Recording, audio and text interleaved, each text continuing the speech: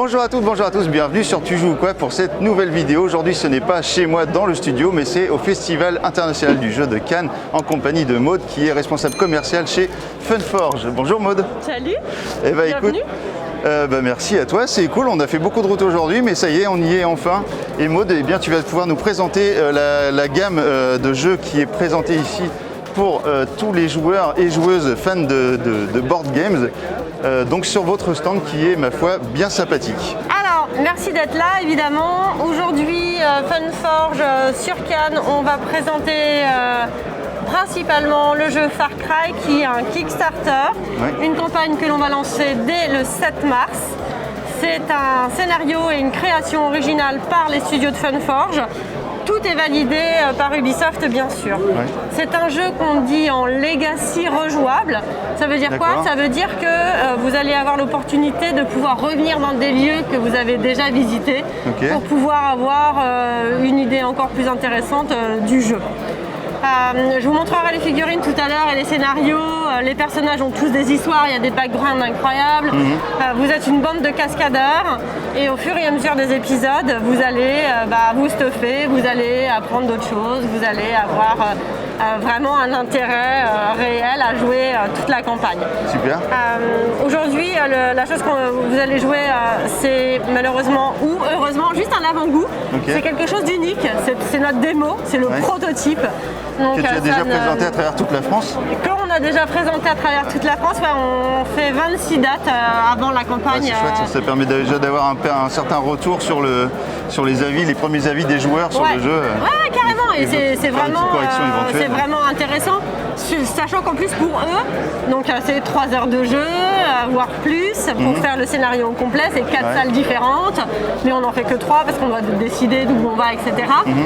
Et c'est hyper chouette parce que ils auront joué à quelque chose qui n'existera pas, mais ils auront joué au préquel de tout ce qu'on aura pu faire derrière. Donc ça c'est vraiment top. Donc nous chez Funforge, il faut savoir qu'on est éditeur, on est distributeur.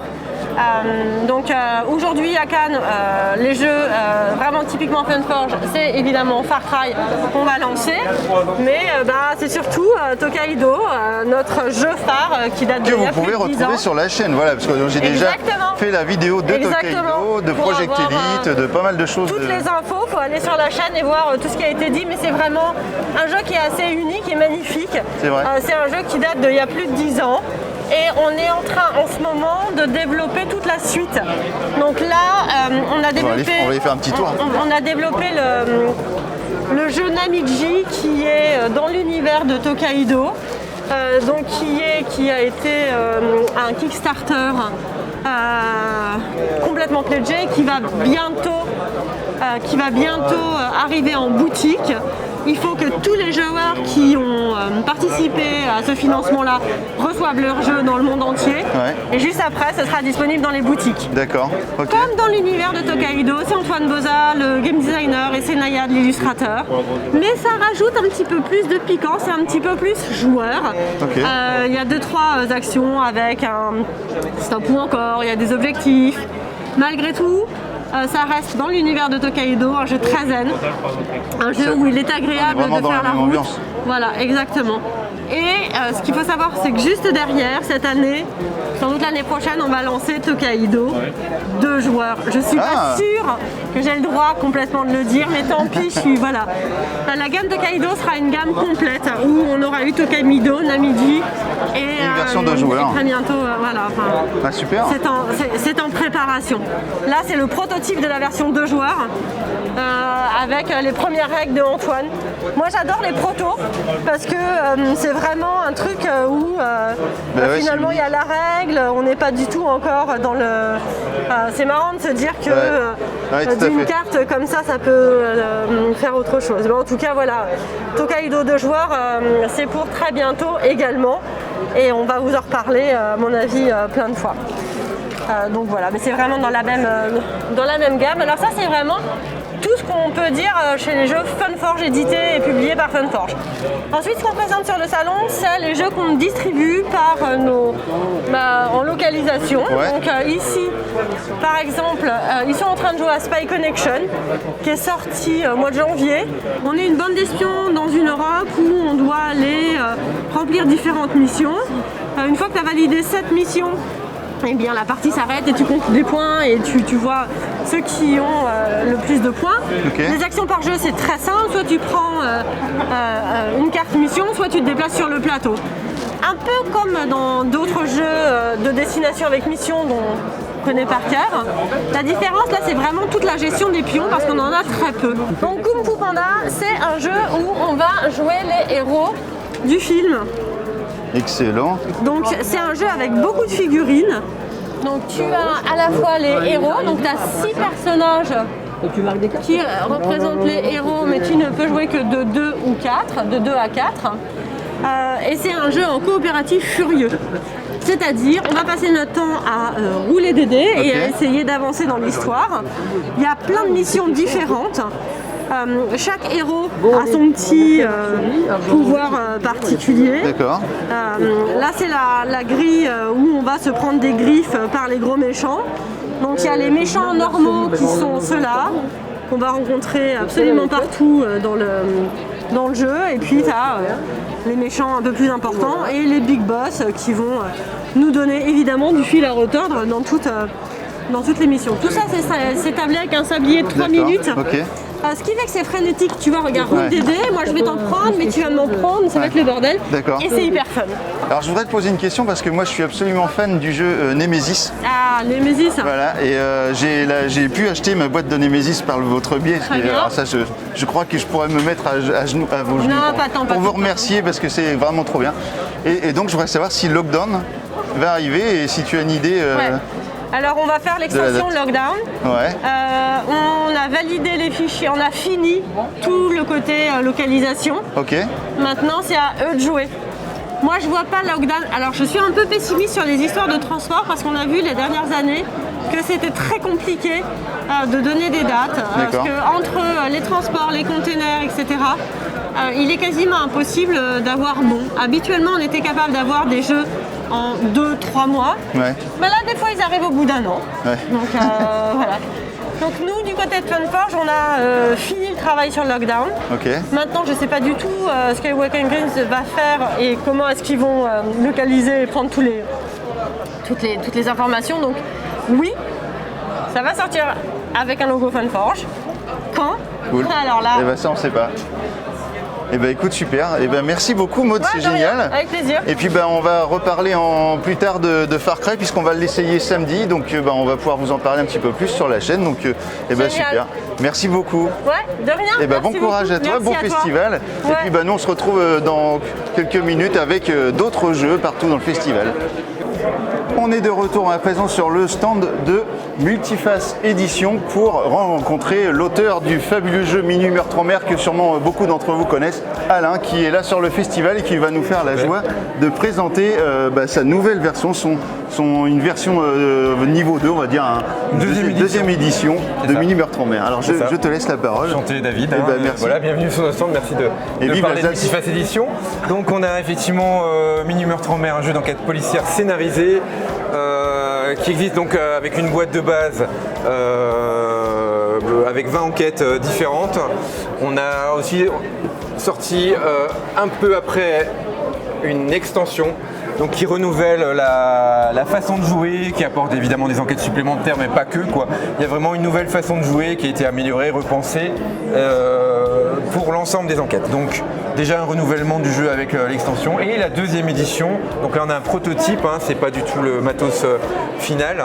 Alors on a amélioré effectivement un petit peu certains éléments comme les pions qui deviennent des standees. On a repensé certaines choses et surtout aussi on emmène de nouveaux modes de jeu. Donc c'est-à-dire que je l'ai expliqué tout à l'heure, le jeu de base, enfin le jeu initial est compétitif, c'est-à-dire que chaque joueur va jouer un peu en concurrence avec les autres, ça va être celui qui est le plus finot pour comprendre ce qui s'est passé, sachant qu'on cherche 3 éléments à la fin de chaque histoire, ça va être qui a fait le coup, pourquoi, comment.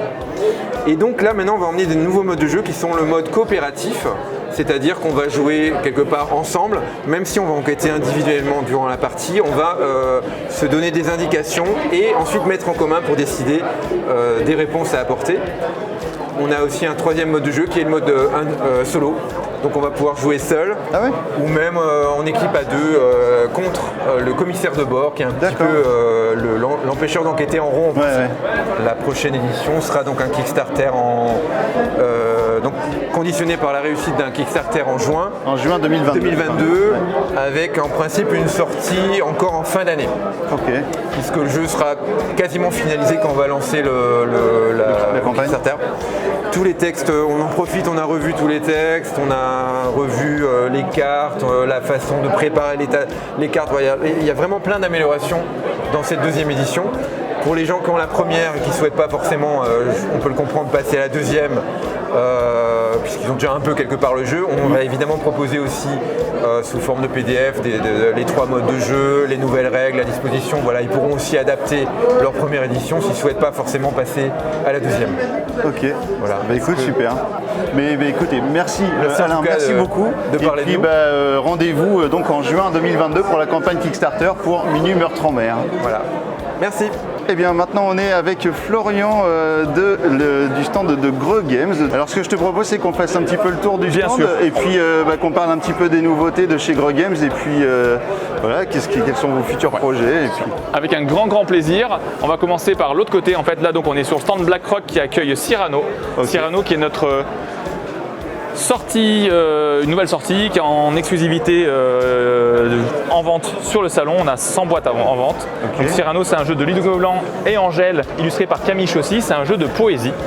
Donc l'idée c'est de faire des poésies et sans avoir beaucoup de talent de poésie. Le but c'est juste d'avoir des mots originaux pour faire les rimes et de sentir un peu le poème qui plaît le plus aux personnes en fait, autour de la table. Ici, donc comme on est aujourd'hui, on est sur la partie pro du salon. Donc là on présente aux boutiques Bingo Island. C'est un jeu de la gamme famille qui a déjà accueilli Les Contes Émerveillés. Et c'est un jeu donc de Corentin Lebras, Ludovic Moblan, illustré par Valéria Nollet, donc qui est également illustratrice et graphiste chez nous. Et c'est un jeu qui sort le 1er avril. Les Contes Émerveillés, un jeu qui est sorti en novembre. C'est un jeu de Ludovic Moblan et Christine Alcouf. Christine Alcouf était hôte et autrice et illustratrice sur ce jeu. C'est un jeu qui mixe memory et le fait de raconter une histoire. Un petit coucou à Céline. Céline la chef. Ici c'est les Grignettes. C'est une petite sortie exclusive sur le salon. C'est un jeu qui sera en vente pour l'instant sur internet et sur le salon. C'est un jeu de discrimination visuelle qui joue avec une application. Donc le concept c'est de mêler l'art et le ludique, avoir quelque chose qu'on peut afficher chez soi pour être joli et en plus on peut jouer avec. Super. Donc c'est illustré par Oli, c'est une illustratrice avec qui on travaille sur pas mal de choses. Elle nous a fait une nouvelle gamme de t-shirts que vous pouvez voir ici. Donc avec un lion et un ours qui sont vraiment chouettes. Et c'est une nouvelle gamme qu'on va travailler à fond.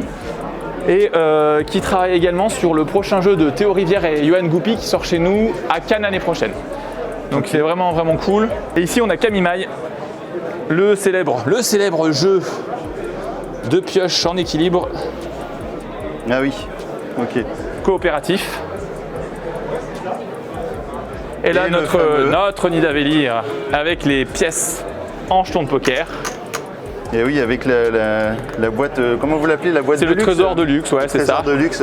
On a les sleeves vraiment cool, adaptés pour Nidavellir, avec les dos mat. Avec les magnifiques illustrations de Jean-Marie Marguez.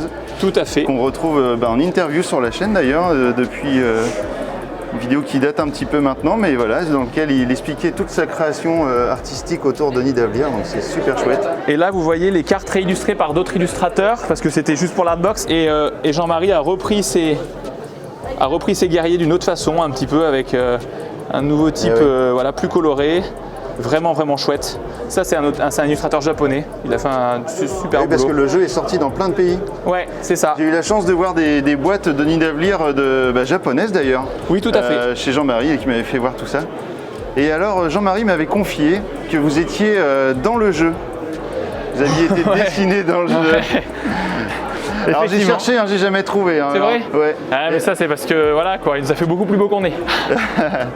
Ça c'est Fragment, c'est notre jeu de rôle hybride Un jeu de rôle? Un jeu de rôle hybride, ouais. C'est Jonathan Favre-Godal et Théo Rivière qui l'ont créé. D'accord. C'est un jeu dans lequel, sans maître du jeu, en ouvrant votre boîte, en 5 minutes, vous allez caractériser un univers, vos personnages et vous lancer dans une partie. Donc ça, c'est la première boîte qui permet de jouer avec soit des univers post-apocalyptiques, soit des univers super-héroïques. D'accord. Et on est en train de travailler sur une deuxième boîte, c'est sur les licences d'Otsphère, un livre dans lequel en fait ça décrit l'arrivée de l'humanité sur une nouvelle planète pour la coloniser. Et bien sûr, rien ne se passe comme il faut avec une planète qui renferme des mystères assez importants. Donc en fait, on va garder le même système mais avec un travail différent au niveau de la narration.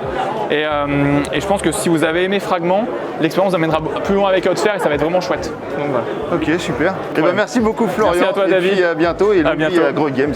C'est gentil, merci. Salut. Salut. Eh bien, on se retrouve maintenant sur le stand de Chacos Éditions. Alors, vous avez peut-être vu sur la chaîne en fait que j'ai fait une vidéo sur ces deux magnifiques livres qui sont là, qui sont des livres dont vous êtes le héros dans l'univers. D'ailleurs, en reprenant vraiment les œuvres de Howard Philip Lovecraft sur l'appel de Cthulhu et les montagnes hallucinées. Donc ça, si vous êtes fan des livres dont vous êtes le héros et même de l'univers de Lovecraft, je vous le conseille, mais vraiment à 100% parce que c'est vraiment exceptionnel. Et donc, je suis aujourd'hui avec Julien, qui est le représentant de Chacos Éditions, peut-être même le dirigeant, et qui va nous présenter toute la gamme un petit peu de jeux qui est présentée sur le salon aujourd'hui et qui est plutôt une gamme de jeux plutôt typée Wargames avec toute la gamme Napoléon. Et puis voilà, je te laisse présenter, puis on va aller faire un petit tour sur les tables en même temps pour voir un petit comme peu. Ça on verra. Alors pour continuer juste sur les livres dont vous êtes le héros, on va bientôt avoir le tome 3 et le tome 4 qui vont être en précommande sur notre site. Ok. Donc ceux qui ont aimé ou ceux qui veulent découvrir, il ne faudra pas hésiter pour en profiter. Donc le tome 3, ça sera le Cauchemar d'Innsmouth. Ouais. Et le 4, ça sera La Cité sans nom, qui sont aussi deux très connus de romans de Lovecraft. Donc toujours la même chose, adaptation d'une nouvelle de Lovecraft en format livre-jeu. Et par contre, nous à la base, on est deux passionnés de Wargame avec mon ami Denis là.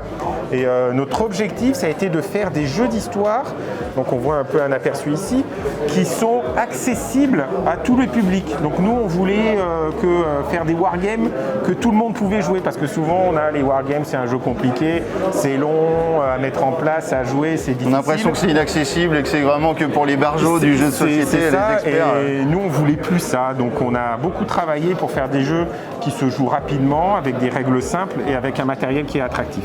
On commence par celui-là peut-être, Voilà, Border State. donc là, on a des gens qui jouent, donc là, qui jouent à Border States. Donc c'est un petit jeu qui se joue en 3 quarts d'heure une partie. C'est un petit jeu de bluff et de déduction. Et en fait, c'est du moment de la guerre de sécession, donc on avait des États qu'on appelait les Border States, qui étaient indécis. Et donc l'objectif, ça va être de remporter des batailles. En remportant des batailles, on va gagner de l'influence. Et avec cette influence, on va essayer de faire basculer ces États dans notre camp. Après, on a donc Saladin. Là, on a un vrai affrontement là, entre deux, voilà, donc entre là, deux lignes. ce qui est intéressant dans le jeu, c'est qu'on a vraiment l'impression d'avoir la bataille rangée, quoi. Ouais. Donc la série, c'est une série qui s'appelle En ordre de bataille. L'objectif de cette série, ça va être d'avoir un chef de guerre et 2 batailles. Okay. Donc en fait, le plateau est double. Sur un côté, on a la bataille d'Arsouf, et de l'autre côté, on a la bataille d'Atine. Donc c'est pendant les croisades, et donc on va avoir un affrontement de Saladin, donc qui était le grand chef ayoubide à l'époque, contre à Arsouf les croisés de Richard Cœur de Lion, aussi un grand homme bien connu, et Atine contre Lusignan, qui était à l'époque roi de Jérusalem. Napoléon. À Napoléon, donc ça c'est la série phare. On est sur entre guillemets. 1815. C'est la série phare, puisque notre premier jeu ça a été Napoléon 1806, campagne de Prusse. Le second ça a été Napoléon 1807, donc la campagne de Pologne. Donc avec un lien entre les deux, on peut jouer 1806 pour après jouer 1807. On a des petits scénarios qui lient les deux. Et le tout dernier qui va arriver, donc c'est Napoléon 1815, et là c'est Waterloo. Donc la dernière campagne de l'empereur, malheureusement. Et celui-là n'est pas encore sorti. Non, il va arriver bientôt. Et la spécificité du jeu, là, c'est qu'il va pouvoir être joué à 3 joueurs. D'accord. Puisqu'on va avoir le français, qui va jouer les français, et le coalisé, les anglais et les prussiens. Puis après, on a bien d'autres projets là. Alors pour ceux qui aiment la Première Guerre mondiale et la Deuxième Guerre mondiale, on a un jeu ici qui s'appelle Downfall of Empires, où on a signé, on fait la localisation française de ce jeu. Donc c'est un jeu qui va être sur Kickstarter pour sa version espagnole et sa version anglaise le 28 février, donc le lundi qui vient. Et nous on fait la version française et le jeu on pourra le précommander sur notre site. Donc on a fait un bel aperçu. Eh ben, écoute, merci beaucoup. Et puis donc rendez-vous le 28 février pour le Kickstarter de Downfall of Empires. Et puis encore, n'hésitez pas à prendre les livres dont vous êtes le héros sur les œuvres de Lovecraft parce que c'est juste vraiment trop bien. À plus tard. Merci.